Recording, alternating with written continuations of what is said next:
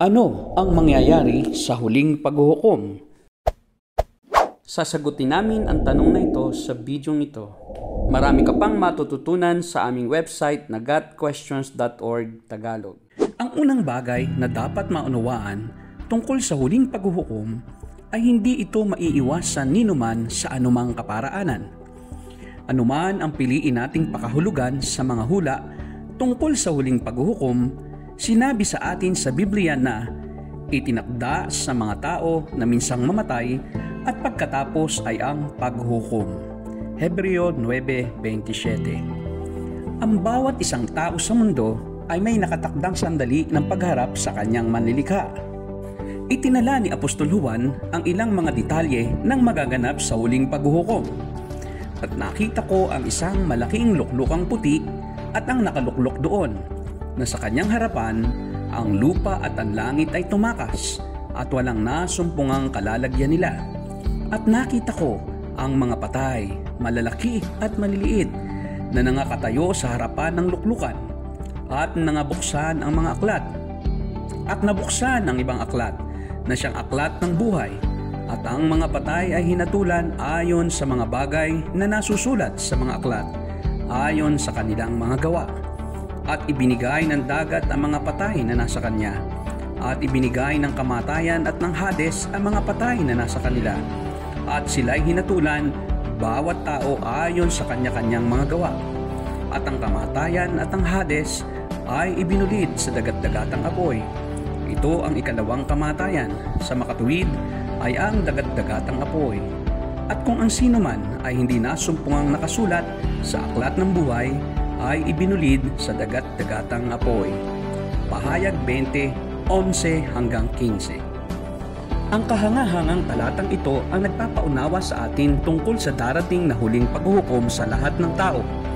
Ito ang katapusan ng kasaysayan ng tao at ang pasimula ng walang hanggan. Tiyak na magaganap ang sandaling ito. Tayong lahat ay huhukuman ng banal na Diyos. Mateo 5:48, Unang Juan 1:5. Ang katotohanan ito ay sinusuportahan ng hindi mapapasubali ang katibayan tungkol sa karakter ng Diyos. Una, ang Diyos ay ganap na makatarungan. Gawa 10:34, Galatia 3:28. Ikalawa, hindi siya kayang dayain ng sinuman. Galatia 6:7.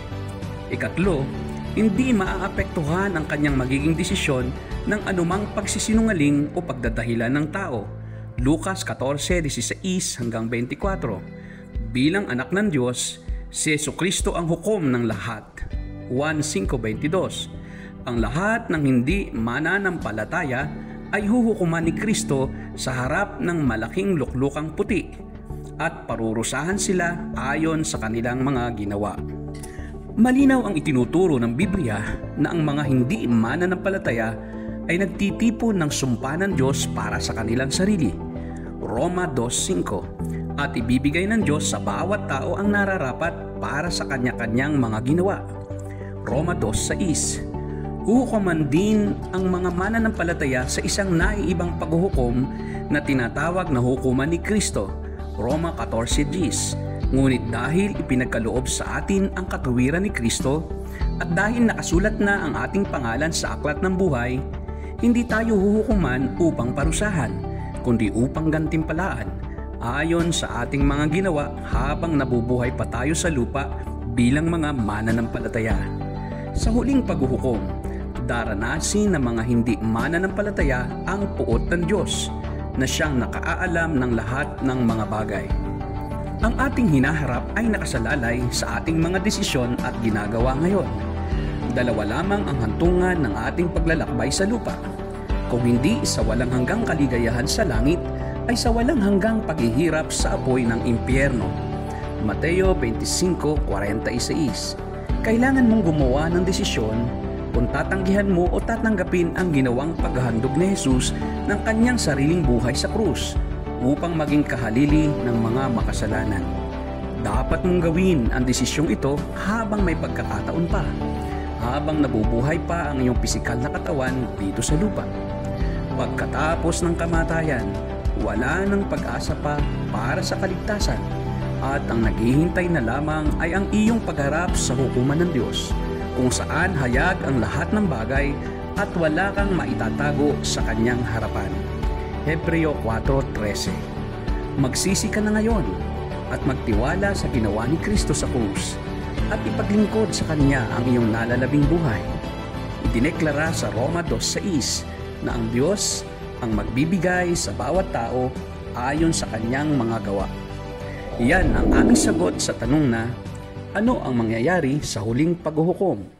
Sa aming website na gotquestions.org Tagalog, mababasa mo ang pagtalakay sa iba't ibang paksa at mga inirerekomenda naming babasahin.